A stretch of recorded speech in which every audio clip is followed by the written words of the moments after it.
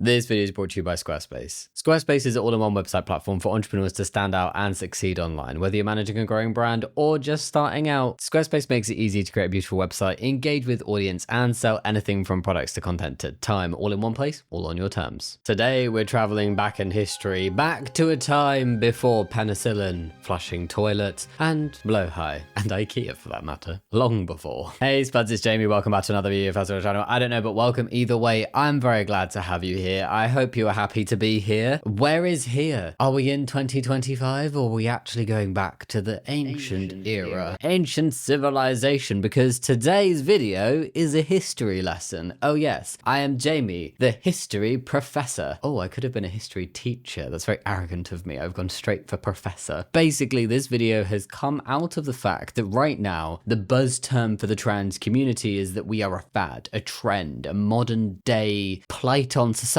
apparently, according to some people. But in essence, there is a belief from many people that trans people and being trans is this brand new thing that never existed prior to, I don't know what, 2020 or something? The mid 2010s? Oh, it just popped out of nowhere. Didn't used to exist in the good old days, says the transphobic granddad. Except none of that's true. Granddad is very, very wrong. Unless granddad is an ally, and then we love granddad. So don't worry, transphobic people out there, the trans people are not coming for your children or for your women's rights. Because as it turns out, being trans is just another way of being human that has been around for as long as there have been humans. So I wanted to take us on a journey throughout time and throughout the world, different cultures, different eras, to explore the history of trans people across cultures, because unsurprisingly, it's a pretty Western, narrow viewpoint that being trans and or gender non-conforming is this new and scary thing. But this view and the general views of anti-transness have, at least in part, big part, grown through the fact that unfortunately a lot of trans history has been lost and not well documented, or that documentation has been destroyed. With many examples we do actually find having been framed through a hostile and transphobic lens and not from trans people themselves, such as in newspaper scandals and arrest records that treated transness as something to mock, pathologize, and criminalize. And then in 1933 there were the Nazis, who destroyed a huge amount of books and research at the Institute for Sexual Science, which they then also shut down. So in a nutshell, that's why I wanted to make this video, because trans people have always existed. There have always been LGBTQ plus people within every corner of society, people who lived outside of the typical gender expectations for their culture, for their time, for anything, from ancient civilization right up until today. And it's important to remind people of that fact, or let people learn about that fact, of the resilience of queer people, and to not forget the history. A quick note that whilst I am framing this as a video that is specifically about the history of trans people and trans identities, because this is across such a vast amount of time and cultures, it may be that not all the communities I'm speaking about today would have necessarily referred to themselves as transgender, but perhaps through a modern lens of the understanding of the trans umbrella, we could categorize them as such. So broadly, this video is a history of people that under today's lens and worldview and language would fit under that trans umbrella, where your gender identity is different to your assigned birth sex. But everyone and all the groups I'm going to be talking about today are people who either did not fit into the binary of being or living as either a man or a woman, or are people who presented and or lived as a gender that was different to their assigned birth sex. Today's video specifically is part one, and we are going to be exploring trans identities and trans people throughout history from like ancient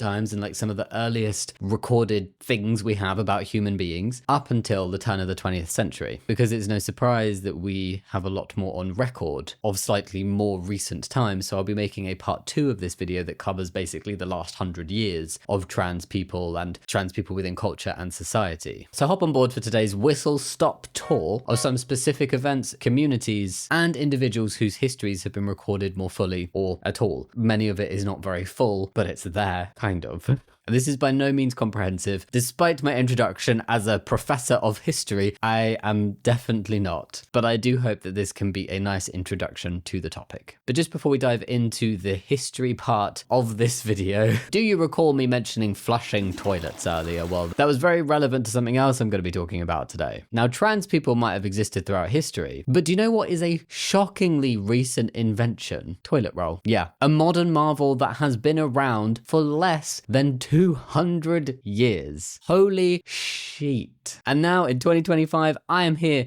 to make fun and novelty and different toilet paper the mainstream. No more will the rolls be boring and white. Bacon-scented toilet paper? We've got it sizzling. Toilet paper that squeaks like a rubber duck every time you use it. You bet your bottom dollar. Toilet paper that sings to you as it wipes like one of those really annoying birthday cards. Absolutely a true number 2 hit. Toilet paper that pays your bills and also cleans your house. Well, let's stop there and not get too flush with ambition. We're not magic. Today I'm here to introduce you to my brand new and not at all made up toilet rolls subscription business called Sheet Happens. When life gets messy, we've got your back. Side. Oh yeah. But this bog roll dream of mine could only become a real number 1 possibility, and a number 2, thanks to Squarespace. Thank you Squarespace for sponsoring today's video. Squarespace's extraordinary cutting-edge design tools won't leave you stranded on the loo, meaning anyone can build a unique website that matches your brand, business, or any wiping whim you might have. You can use Squarespace's Blueprint AI, that AI-enhanced website builder, to help you create a fully customized website quickly and easily. It's so simple, you could probably do it while sitting on the toilet. Squarespace not only allows for the easy and streamlined creation of a professional-looking site, but it's smooth, absorbent, and strong where it counts. It's got all the tools you need to sell online, from physical and digital products to services, without any tears or tears. And not only does Squarespace make it easy to create an incredible shop, they also make it easy to get paid for your products and services with flexible payments. This makes checkout seamless for customers who can pay using credit cards, PayPal, or even Apple Pay. No need to flush your funds away. Sharp and I's actual Squarespace website was superbly easy and honestly a clean experience from start to finish. Squarespace gave us the freedom to get creative, link our social media sites, and show off our podcast 1-800-DRAMA. We can even use Squarespace's handy analytics tools to check the number of visitors and top geographical locations. You'll have all the data you need to help your website wipe out the competition. I'm annoying myself with the puns now, but I hope you're still enjoying them. I will not stop. I mean, maybe for today in a minute, but generally no. To get yourself started, go to squarespace.com for a free trial. And when you're feeling ready to unroll your masterpiece, head to squarespace.com/Jammidodger to get 10% off your first purchase of a website or domain. The link is in the description box, so go check it out. Let's get on with the video now. Thank you so much for listening. We're kicking it off at BCE, before the Common Era. To start, we're going to go way back to ancient Mesopotamia. The theme of the dance is a night in ancient Mesopotamia. If I mess up any of the pronunciations of these words, I am very sorry. Mesopotamia is a historical region of West Asia, roughly corresponding to the modern-day location of Iraq, and it is the site of the earliest developments of Neolithic revolution, dating to around 10,000 BCE. That's around 12,000 years ago. A very long time, definitely before toilet paper. During this period, the most highly venerated deity was Inanna, also known as Ishtar, and she was believed to be able to change a person's gender, and was the goddess of sex, war, and justices. Her ability to change someone's gender is documented throughout various poetry, and is thought to be indicative of people at the time living outside of the gender binary. There are also several statues from this period that suggest the recognition of people living outside of their expected gender or gender role, or presenting as neither a man or a woman. Then in and around the same time, many thousands of years ago, during the Neolithic and Bronze Age, which happened across Mesopotamia, Asia, Europe, and Africa, and occurred somewhere between 7,000 BCE and 17,000 BCE, the bigger the number the further back, there are depictions of a third sex, with figurines and drawings showing human figures with ambiguous, incongruent, or just without sex characteristics. This occurred across countries including Italy and Greece. Then getting into slightly more modern times, and by more modern times I mean around 2,500 to 3,000 BCE, a Prague burial site dated from around this time period was found to have a skeleton that was initially assumed to be male, but who was buried in clothing typically reserved for women. Archaeologists have called it a third sex grave, because historically cultures that had very important and strict rules around gendered burial didn't make mistakes. The positioning of the skeleton was also in a traditional position that a woman would be buried in, not a man, and with an egg-shaped container, also usually associated with a women's burial. I feel like I went really hard on the word burial. Philippa Berio. One of the archaeologists who worked worked on this burial site in Prague, said that they believed it to be one of the earliest examples of what could be described as a transsexual person or a third sex grave, or certainly within the Czech Republic region. They also said that other archaeologists have found similar situations where male skeletons were buried as women and female skeletons were buried as men. And some of these dated way earlier than the Prague grave, which was around 3000 BCE. And so there have been ones found from around the Mesolithic period, beginning around 10,000 BCE, when men used to hunt woolly mammoths. What if I am the last mammoth? So we've already seen multiple instances and examples of time periods of around 10,000 BCE to 2000 BCE that show at least variations in gender presentation, stereotypes and expectations, and possibly people that we would nowadays refer to as transgender or non-binary. Now we fast forward to still a very, very long time ago, but we're practically modern now compared to 10,000 BCE. We're in 400 BCE, and this is ancient Greece, where there are many instances of Scythian priests and healers who were born male, but took on the work and roles of women and spoke like women. They were called the Inari and adopted specifically more androgynous or feminine roles and expressions, and worshipped the goddess Artimpasa. And the word Inari is believed to derive from the Greek translation, meaning unmanly or non-man. Obviously, a lot of this language seems a little bit jarring nowadays to how we understand things, but obviously language has evolved so much since BCE. Oh my god. We're going to hang around in ancient Greece for a little bit longer, but a little bit more towards the Common Era timeline. And this is where we find Tiresias, and I'm very sorry if I completely messed up that pronunciation. But they are regarded as one of the first transgender characters of Western culture. It's written that Tiresias was transformed from a man into a woman and stayed this way, also becoming the priestess of Hera. There are several other examples of gender transformation, including Hermaphroditus, whose body was fused into one with that of a woman, with Hermaphroditus as now the surviving consciousness in an intersex body. We went off the timeline a little bit to stay in ancient Greece because we are now going to ancient Rome, which started around 753 BCE. Gender non-conforming Romans found refuge and community dedicated to the goddess Sibyl. They were known as Galli, males whose appearance and behaviors were more feminine. They would do things such as curl their hair, smooth their legs, and wear fine clothing. And some of them were believed to even surgically remove their testicles. An archaeological dig also uncovered a grave of someone who was assumed to be female due to the burial items. However, a closer examination revealed that the bones most likely belonged to somebody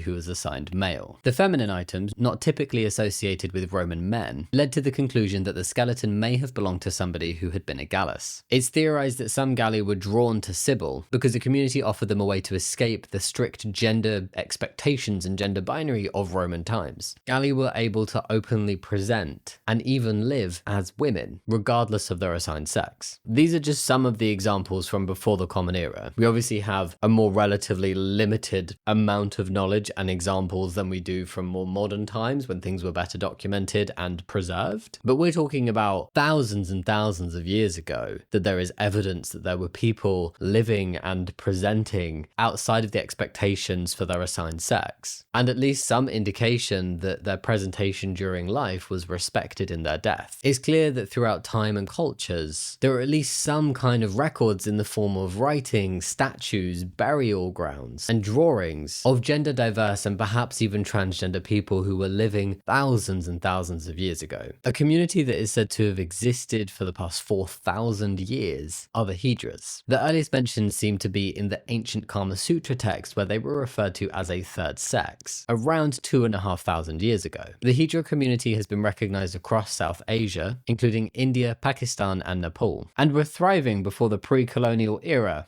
Throughout history, there have been multiple pushbacks against the Hedras, including British colonizers who placed them under the Criminal Tribes Act of 1871 and labeled them a criminal tribe. This is just one example of how variations in gender, expression, and identity have been accepted throughout history in other cultures, but where Western stereotypes and expectations and rigidity were used as a way to shut this down and criminalize people who were gender diverse. The Hedra community were denotified from the Criminal Tribes Act in 1952, but as we've seen time and time again, attitudes take a lot longer to shift and grow, even such a long time after a law has been changed or abolished. Even up to today, stigma still lingers. towards a community that has existed for multiple thousands of years. And it's only in the past couple hundred that people have decided that they really have an issue with this community. In a recent positive move in India, though, the Indian court has ruled that trans women are women and legally entitled to recognition. And since 2019, trans people in India have had more enhanced protection due to the Transgender Persons Protection of Rights Act 2019, which explicitly includes the Hijra community. Moving away from South Asia now, another community of people who have been around for a very, very long time are Two-Spirit people. Two-Spirit is a modern word for describing the concept of a feminine and masculine spirit living within the same person. However, as an identity, there is a long history within indigenous cultures. So whilst Two-Spirit is a modern term that was only coined in the 1990s, as a community, Two-Spirit people have been around long before the arrival of colonizers to North America. And Two-Spirit people were often seen as gifted and honored within their community, and were often healers, visionaries, or people of medicine. Like with the Hydras, colonization is something that greatly negatively impacted Two-Spirit communities, including the forcing of stricter heteronormative rules that led to many Two-Spirit people being stripped of their way of life. Now we fully move into the Common Era. We've covered some of the major communities of people throughout history who could broadly be defined as being at least gender variant, if not perhaps falling under our modern day definition of transgender. And now I want to talk about some specific individuals of note, not just communities in general. There are, of course, many examples of individual people breaking gender expectations and norms throughout history, including from the late 1300s, when a sex worker known as Eleanor Reichner was arrested in women's clothing. Based on information about their presentation and their line of work as both an embroideress, I hope I said that right, that's a very difficult question, embroideress. We only know Eleanor's story, or at least part of her story, because it was preserved in a manuscript from her 1395 arrest. Then if we look at throughout the 14th and 16th centuries, there are multiple examples of possibly trans, or at least gender non-conforming individuals being executed because of their gender presentation. We do not need to dive too much into those details, but it's not a new thing that trans people, gender non-conforming people have been criminalized and punished, basically. So what we're going to do is fast forward to the 1700s and talk a little bit about Jens Andersen, who was assigned female at birth but lived and presented as a man. He married a woman named Anne, who later told a priest that she thought her husband might be a woman. Andersen was put on trial, and an associate answered about his gender that he believed he may be both. He escaped prison, and the rest of his life is a mystery. I hope he had a very happy one. But there's definitely a pattern of, like, if we look back on ancient times, it's typically communities that we're seeing, and then when we go back like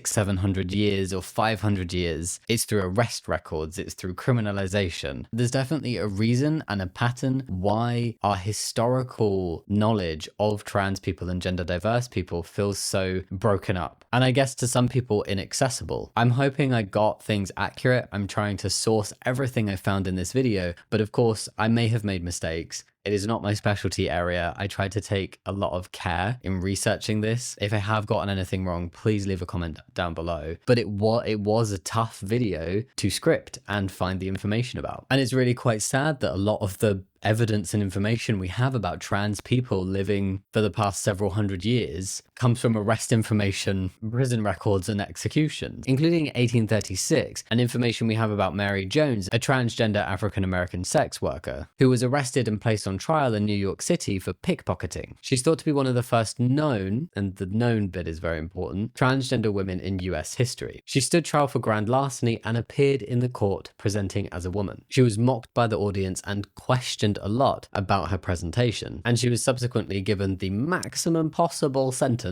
of 5 years in a hard labor state prison. Her case received a lot of media attention, and she was heavily scrutinized and mocked for wearing women's clothing. A political satirist published a lithograph called The Man Monster depicting Mary as she was dressed in court. But despite the title, the image portrayed is of an elegant black woman, indicating that she was referred to as some kind of monster merely for the way that she dressed. Her story reveals a lot about the treatment and reaction to transgender and gender diverse people just a couple hundred years ago. Still hanging about in the 1800s, but popping over to France now, the Countess, who was a French transgender courtesan and singer, published an autobiography called The Secret Confessions of a Parisian, the Countess. 1850 to 1871. This is actually such a critical piece of trans history that it's one of the earliest ones I could find where the information about a trans person came from that trans person. She wrote about her joy of living as a woman and the sadness caused when she had to revert back to living as a man to be in the army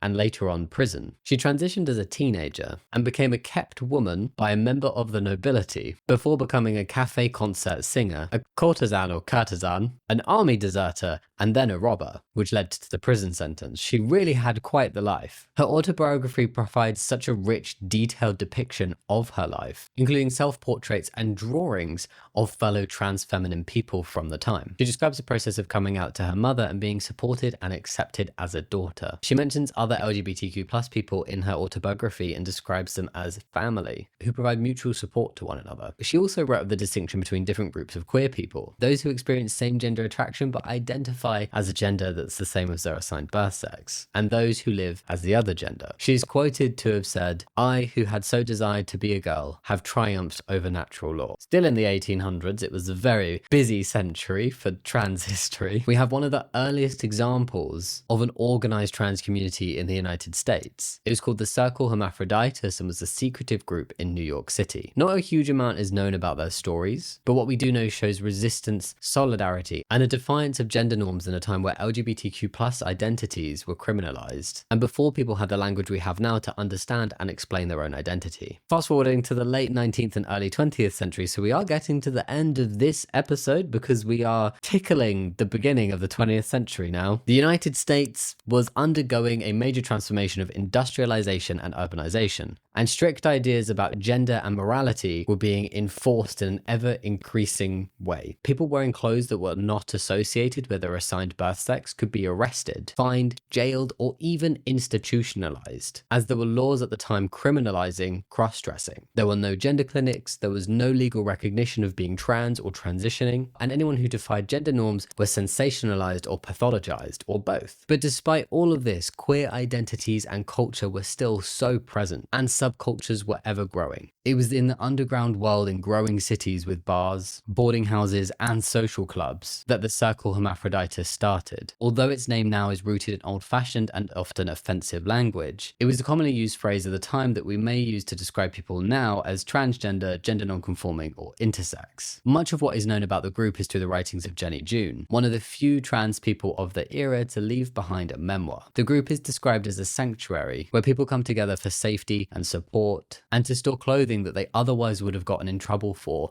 owning if they were discovered. In a time where a world criminalized and pathologized them, they came together in solidarity and found joy in community and support. And that is a beautiful time to leave today's video. From ancient civilizations to identities across cultures, to just before the 20th century, these were some of the earliest moments throughout history that have helped shape our knowledge of the trans community and trans identities. Let me know if you like this video and keep your eyes out for part 2. Should be next week, where I'm going to be looking at some of the pioneers of the trans community throughout the 20th century and huge historical moments that we've kind of brushed upon today earlier on in the video that have had lasting impacts on the trans community and society generally. Sorry, camera problems, aka I made a mess up with my intro and I don't have it anymore, but thank you so much for watching. I really appreciate it. Like and subscribe if you want to, but no pressure. You'll see some names going up the screen right now of some of my Patreons. Thank you so much for supporting me over there, and a big shout out to my top tier Patreons: Ginger Blues, TADHG, I'm sorry if I said that wrong, let me know, Night Soul, Sugar Joe, Elden K, Nesta, The Third Hatman, Max Makes Mods, Dylan Irving, River Champignon, Chloe, Iona Balash, TNS Mom, Sally Drew, Randy, Albar, Marv Mallow, Rachel Raptor, Jesse Entwistle, Gosco, Sienna Lamb, Slayer, Sarah Hobbs, The Paisley Prince, Riley Ray, Bill Dad the Shoeite, AAA_Mars, and the deck of cards. Thank you so much, I really appreciate all your support. Thank you so much, I'll see you next time, much love, bye. Balls, embroidering it, embroideress. I need to calm down.